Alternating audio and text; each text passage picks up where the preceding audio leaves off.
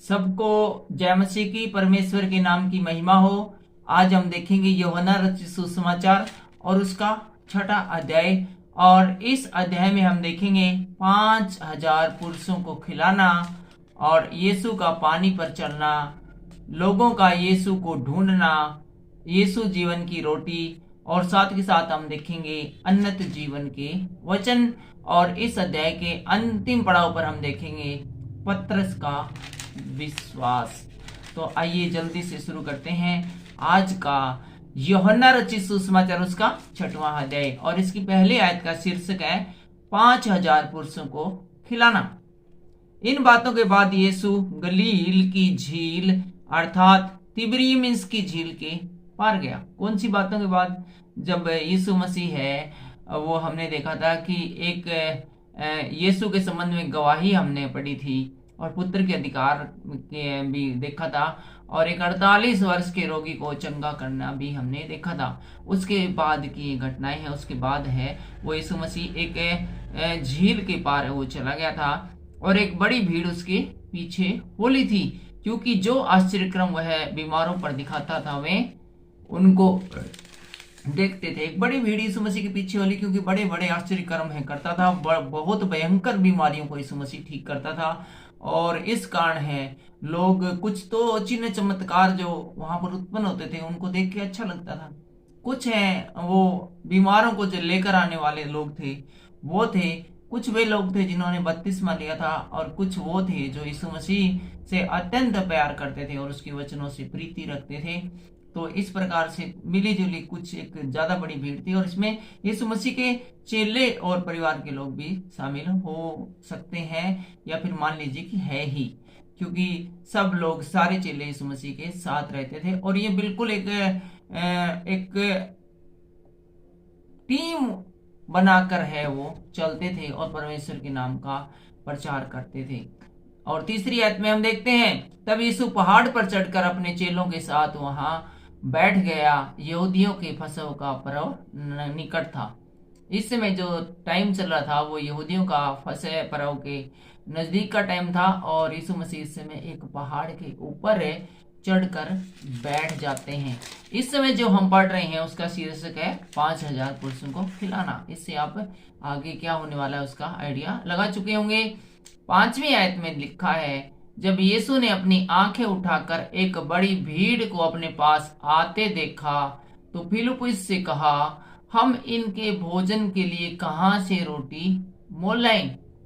उसने यह बात उसे परखने के लिए कही, क्योंकि वह आप जानता था कि वह क्या करेगा। यीशु मसीह ने फिलिप्पुस से पूछा, भाई ये जो इतने सारे बंदे बैठे हैं इधर अपने जो ये वचन सुनने के लिए, सांझ का टाइम हो गया, तो इनको इतनी सारी रोटियां खिलाने के लिए रोटी कहां से मोल लेकर आए?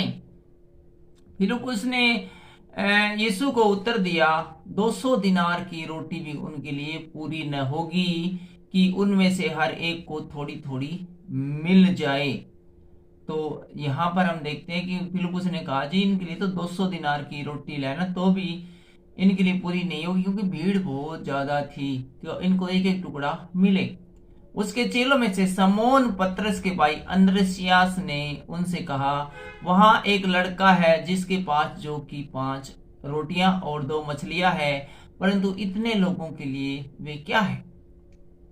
यहाँ पर बताया जाता है कि यहाँ पर एक लड़का है जिसके पास 5 रोटियां और 2 मछलियां हैं, लेकिन यदि वो उस लड़के से वो रोटियां और मछलियां ले भी ले तो फिर उसका कोई फायदा नहीं, भीड़ बहुत ज्यादा और रोटियां है वो नामात्र की है। यीशु ने कहा, लोगों को बैठा दो। उस जगह बहुत घास थी। तब लोग, जिसमें पुरुषों की संख्या करीब 5,000 थी, बैठ गए। तब यीशु ने रोटियां ली और धन्यवाद करके बैठने वालों को बांट दी, और वैसे ही मछलियों में से जितनी वे चाहते थे बांट दिया। तब वे खाकर तृप्त हो गए, तो उसने अपने चेलों से कहा, बचे हुए टुकड़े बटोर लो कि कुछ फेंका न जाए। अतः उन्होंने बटोरा, और जो कि 5 रोटियों के टुकड़ों से जो खाने वालों से बच गए थे 12 टोकरियां भरी। जब यीशु मसीह ने कहा, भाई सबको लाइन में बिठा दो, तो उन 5,000 पुरुषों को, इसमें महिलाओं और बच्चों की संख्या शामिल नहीं है, सबको पेट भर के खाना खिलाया गया। और इतनी रोटियां बच गई कि 12 टोकरियां हैं वो खाने की बच गई। यीशु मसीह ने कहा भी सभी जो खाना जो बच गया ना उसको इकट्ठा कर लो, ये बाद में काम आएगा, फेंकना नहीं है, खाने को बर्बाद नहीं करना है। तब जो आश्चर्य कर्म उसने कर दिखाया उससे वे लोग देखकर कहने लगे, ये एक बहुत बड़ा आश्चर्य कर्म था कि 5 रोटी और 2 मछलियों से 5000 से ज्यादा लोगों ने खाना खाया। और इसका इतना बड़ा चमत्कार देखकर लोग कहने लगे, वह भविष्यवक्ता जो जगत में आने वाला था निश्चय यही है। यीशु यह जानकर कि वे मुझे राजा बनाने के लिए पकड़ना चाहते हैं, फिर पहाड़ पर अकेला चला गया। तो लोगों का प्यार है वो उमड़ पड़ा यीशु के प्रति, और वो चाहते थे कि हमारा जो प्रधान है या राजा है वो ये बने तो कितनी बड़ी बात होगी। लेकिन यीशु मसीह को राजा बनने का कोई इंटरेस्ट नहीं था। वो यहाँ पर राजा बनने नहीं बल्कि क्रूस पर बलिदान होने के लिए आया था। इसलिए उस भीड़ को छोड़कर यीशु मसीह जो है पहाड़ के ऊपर चले जाते हैं। और आगे हम आ गए हैं 16वीं आयत में, और यहाँ का शीर्षक है यीशु का पानी पर चलना। जब संध्या हुई तो उसके चेले झील के किनारे गए और नाव पर चढ़कर झील के पार कफरनहूम को जाने लगे। शाम का टाइम हो गया तो उसके चेले हैं वो झील में चले जाते हैं और कफरनहूम में जाना चाहते थे। उस समय अंधेरा हो गया था और यीशु अभी तक उनके पास नहीं आया था। आंधी के कारण झील में लहरें उठने लगी। जब वे खेते खेते 3-4 मील के लगभग निकल गए तो उन्होंने यीशु को झील पर चलते और नाव के निकट आते देखा और डर गए। जब वे 3-4 किलोमीटर जहाँ यीशु मसीह था वहां से आगे निकले, झील में बहुत बड़े तूफान, आंधी, बरसात आई हुई थी और बड़ी डगमगा रही थी उनकी जो नाव थी वो। तब उन्होंने देखा कि यीशु मसीह आ रहे हैं और पानी पे चलते हुए आ रहे हैं। जब उन्होंने यीशु मसीह को झील के किनारे, नाव के किनारे उस झील में पानी पर चलते हुए देखा तो सबके सब डर गए। परंतु यीशु ने कहा, मैं हूं, डरो मत। अतः वे उसे नाव पर चढ़ा लेने के लिए तैयार हुए और तुरंत वह नाव पर उस स्थान पर जा पहुंचे जहां वे जा रहे थे। और हम 22वीं आयत में देख रहे हैं यहाँ पर लोगों का यीशु को ढूंढना। अब लोग हैं, देखते हैं यीशु को क्यों ढूंढ रहे हैं। दूसरे दिन उस भीड़ ने जो झील के पार खड़ी थी यह देखा कि एक को छोड़ और कोई नाव न थी और यीशु अपने चेलों के साथ उस नाव पर नहीं चढ़ा था परंतु केवल उसके चेले गए थे। जब लोगों ने देखा सुबह का वक्त अगले दिन कि चेले हमारे सामने यहाँ से झील के अंदर नाव पर बैठकर गए और यीशु मसीह यहीं पर था और उसके बाद है और कोई नाव यहाँ से गई नहीं है, तो यीशु मसीह गए कहाँ? तो वो यीशु मसीह को फिर ढूंढने लगते हैं। तब अन्य नावें तिबरियास से उस जगह के निकट आई जहां उन्होंने प्रभु के धन्यवाद करने के बाद रोटी खाई थी। इसलिए जब भीड़ ने देखा कि यहाँ न यीशु है और न उसके चेले, तो वे भी नाव पर चढ़ के यीशु को ढूंढते हुए कफरनहूम पहुंच गए। थोड़ी देर ढूंढा ढांडी करी यीशु मसीह को, यीशु मसीह नहीं मिले। तो उन्होंने देखा कि ना तो यहाँ पर यीशु है, न ही यीशु मसीह के चेले हैं और इस सुनसान और अनजानी जगह पर वो यीशु मसीह के लिए आए थे। जब यीशु नहीं मिला तो वो भी इस जगह को छोड़कर है नाव में बैठकर यहाँ से अपने अपने घरों को चले गई। और यहाँ पर हम आ गए हैं 25वीं आयत में और यहाँ पर देखते हैं यीशु जीवन की रोटी। तो देखते हैं कैसे यीशु है वो जीवन की रोटी है। झील के पार हुए उससे मिले तो कहा, हे रब्बी, तू यहाँ कब आया? यीशु ने उन्हें उत्तर दिया, मैं तुमसे सच सच कहता हूँ कि तुम मुझे इसलिए नहीं ढूंढते हो कि तुमने आश्चर्य कर्म देखे, परंतु इसलिए कि तुम रोटियां खाकर तृप्त हुए। जब वे बंदे हैं वो दूसरी तरफ गए झील के, तो उन्होंने देखा कि यीशु मसीह वहां पर है। तो वो यीशु मसीह बोले, यीशु जी आप यहाँ कब आए? हम आपको वहां ढूंढ रहे हैं। तो यीशु मसीह बोले, अभी तुम वहां पर मेरे को ढूंढ रहे थे तो मिलने के लिए नहीं ढूंढ रहे थे। बोले किस लिए ढूंढ रहे थे? क्योंकि कल तुमने स्वादिष्ट खाना खाया था जैसा 5 स्टार होटल में मिलता है और तुम आज भी खाना चाहते थे, इसलिए खाना खाने के लिए तुम मुझे ढूंढ रहे थे, नहीं कि इसलिए ढूंढ रहे थे कि तुम मुझसे प्रेम करते हो या तुम्हें सचमुच मुझसे मिलना था। 27 में ऐसे देखते हैं, नाशवान भोजन के लिए परिश्रम न करो। तुमने बहुत परिश्रम किया मुझे ढूंढने के लिए, किस लिए? ताकि मैं तुम्हें मिलूं और तुम्हें वो भोजन जो कल किया था ऐसा ही टेस्टी भोजन मिले। इसलिए तुम जो परिश्रम कर रहे हो वो इतना इम्पोर्टेंट है, उस परिश्रम को नाशवान भोजन के लिए मत करो। गाड़ी में एक बार पेट्रोल डलवा दो, 100 लीटर, 10 लीटर, 5 लीटर, खत्म हो जाएगा, फिर डलवा दो, फिर खत्म हो जाएगा, फिर डलवा दो, फिर खत्म हो जाएगा। ऐसे ही भोजन कितना ही करते रहो, थोड़े से घंटों के बाद, कुछ घंटों के बाद उस भोजन की जो ऊर्जा है वो समाप्त हो जाती है।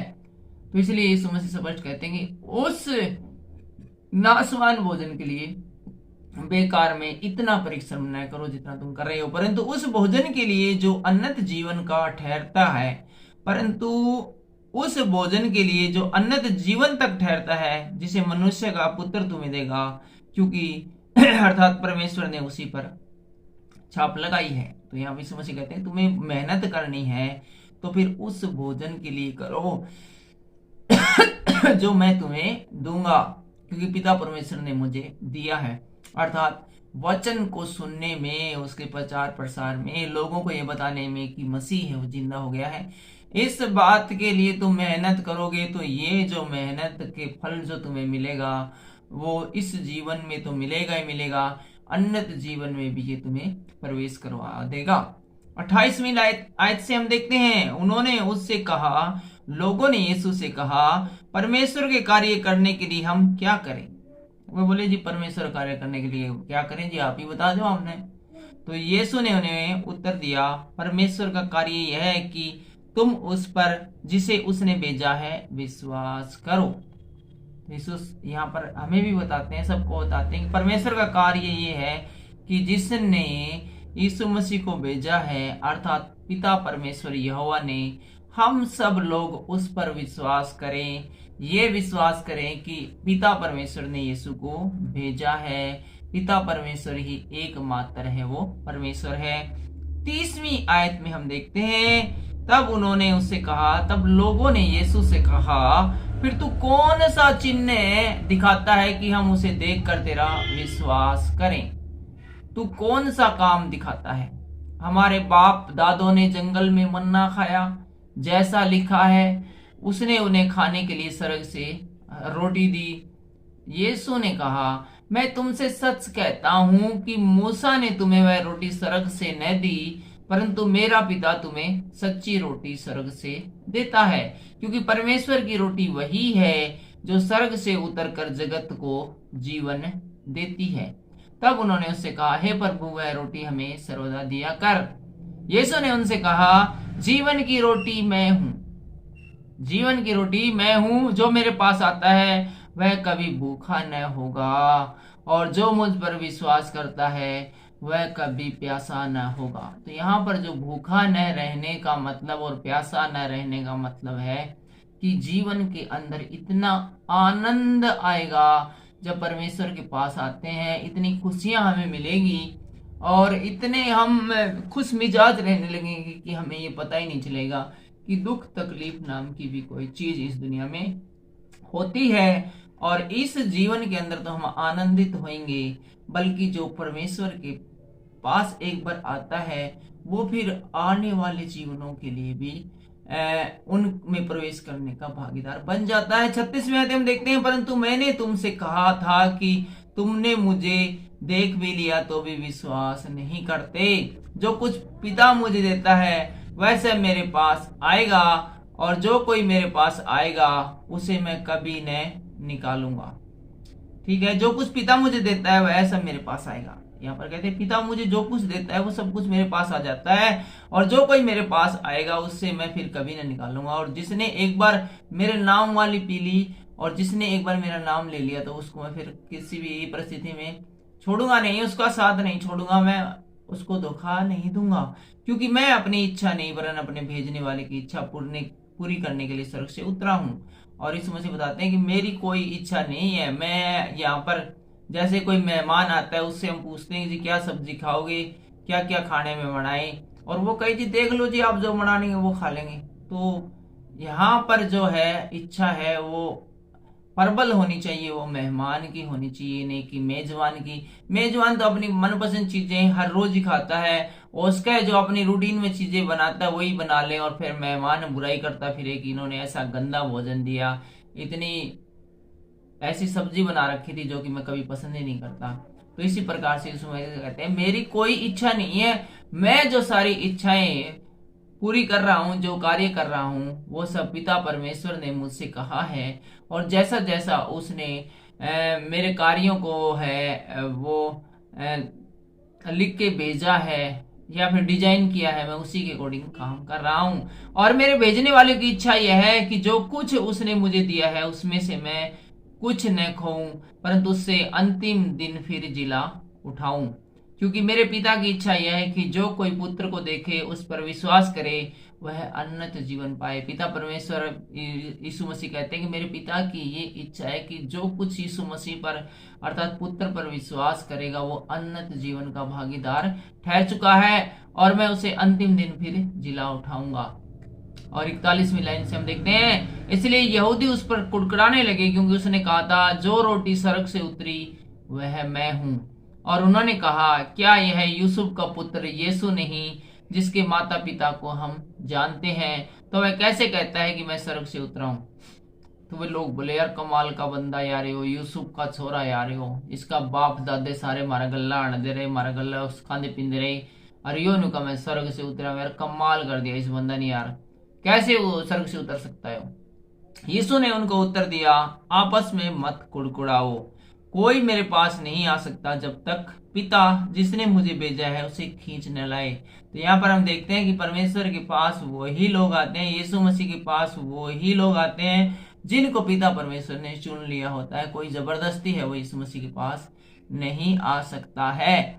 और मैं उसे अंतिम दिन फिर जिला उठाऊंगा। भविष्य वक्ताओं के लेखे में यह लिखा है वे सब परमेश्वर की ओर से सिखाए हुए होंगे।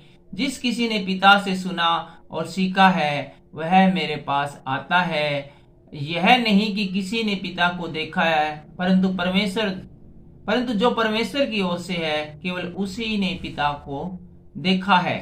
मैं तुमसे सच कहता हूं कि जो कोई विश्वास करता है अनंत जीवन उसी का है।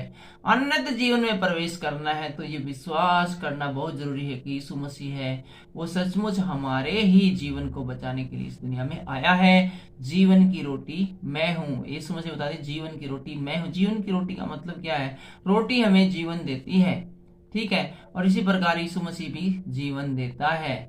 तो जीवन जब तक चलता रहता है तब तक हमें रोटी मिलती रहती है। और आत्मिक जो हमारी आत्मा है उसको भी भोजन की जरूरत पड़ती है जो कि हमें मिलता है सिर्फ यीशु मसीह से। तुम्हारे बाप दादाओं ने जंगल में मन्ना खाया और मर गए, यह वह रोटी है जो स्वर्ग से उतरती है ताकि मनुष्य उसमें से खाएं और न मरे। जीवन की रोटी जो स्वर्ग से उतरी है मैं हूं।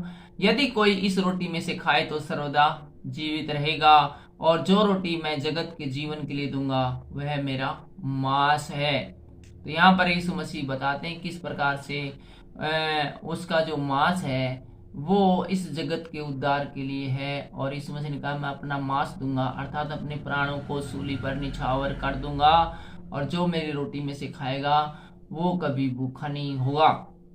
इस पर यहूदी यह कहकर आपस में झगड़ने लगे यह मनुष्य कैसे हमें अपना मांस खाने को दे सकता है। यीशु ने उनसे कहा मैं तुमसे सच कहता हूं कि जब तक तुम मनुष्य के पुत्र का मांस न खाओ और उसका लहू न पियो तुम जीवन में नहीं।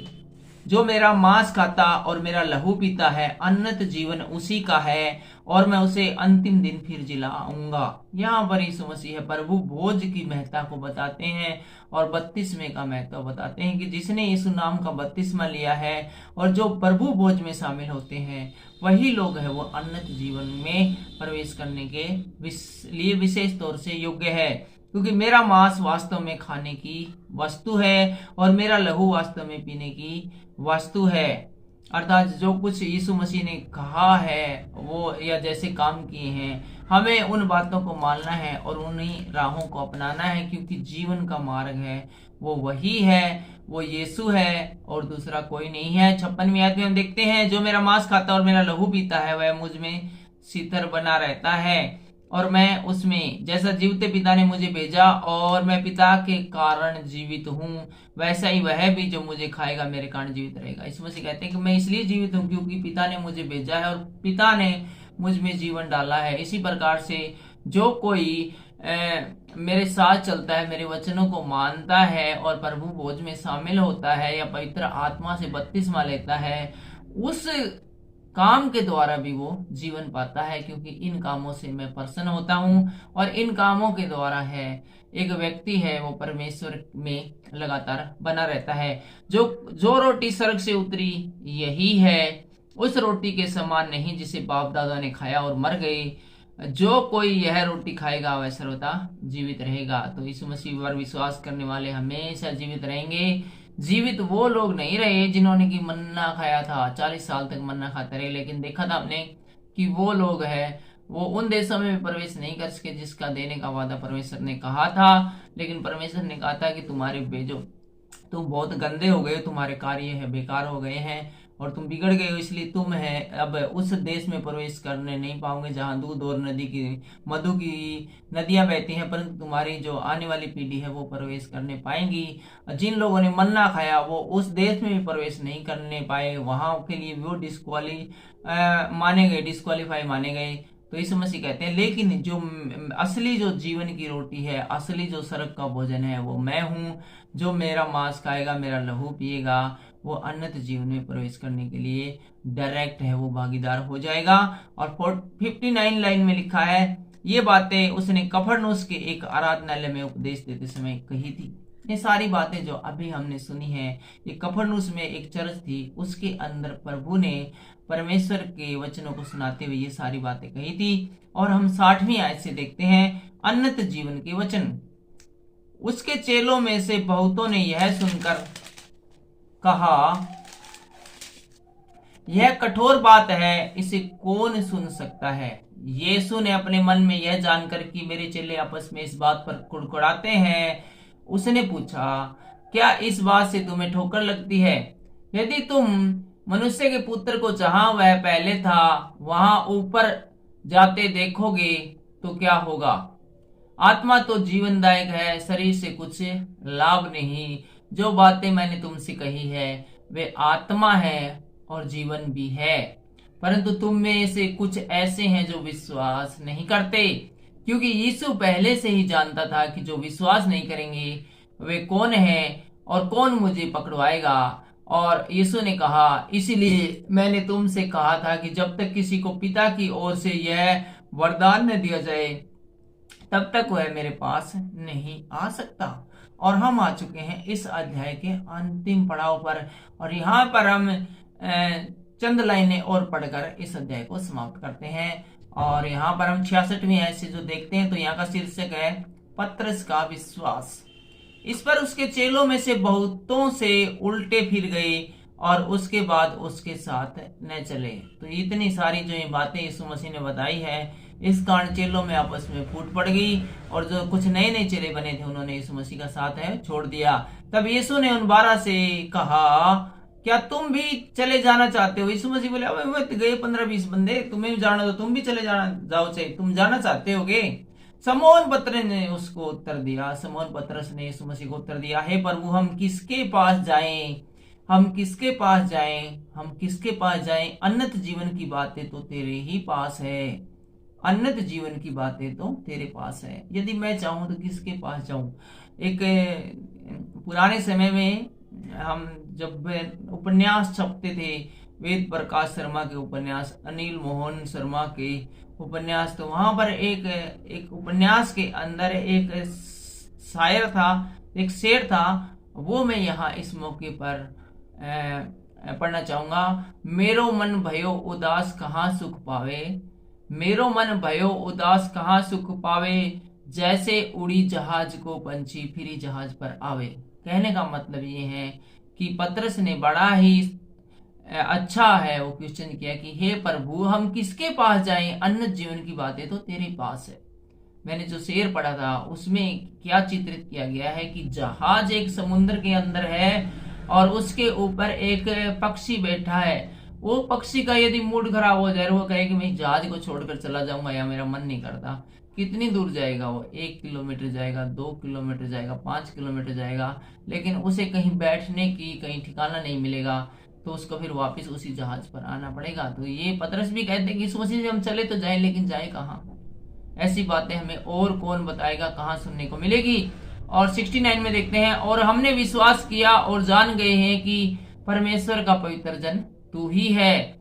यीशु ने उन्हें उत्तर दिया, क्या मैंने तुम 12 को नहीं चुना? तो भी तुम में से एक व्यक्ति शैतान है। यीशु मसीह बोला, भाई तेरी बात तो ठीक है, लेकिन मैंने तुम 12 चेलों को चुना, लेकिन तुम में से एक व्यक्ति शैतान है। यह उसने समोन इस्करियोती के पुत्र यहूदा के विषय में कहा था। यह बातें यीशु मसीह ने यहूदा के विषय में कहा था, क्योंकि वही जो 12 में से था, उसे पकड़वाने को था। आज के इस वीडियो में बस इतना ही। अगले वीडियो में हम देखेंगे यूहन्ना रचित सुसमाचार उसका 7वां अध्याय, और इस 7वें अध्याय में हम देखेंगे यीशु और उसके भाई झोपड़ियों के पर्व में यीशु, और पर्व में यीशु का उपदेश भी देखेंगे हम अगले वीडियो में। और साथ ही हम देखेंगे यीशु ही मसीह है, और हम देखेंगे यीशु को पकड़वाने का प्रयास, और जीवन जल की नदियां भी हम अगले अध्याय में देखेंगे। और अगले अध्याय में हम देखेंगे यहूदी अगुओं का अविश्वास। लेकिन ये सब अगले अध्याय में। फिलहाल के लिए इतना ही। आज के वचनों के द्वारा परमेश्वर आपको बहुत सी आशीष और बरकत दीजिए, बहुत सी आशीष और बरकत दे, और खुश रहिए। जय हिंद।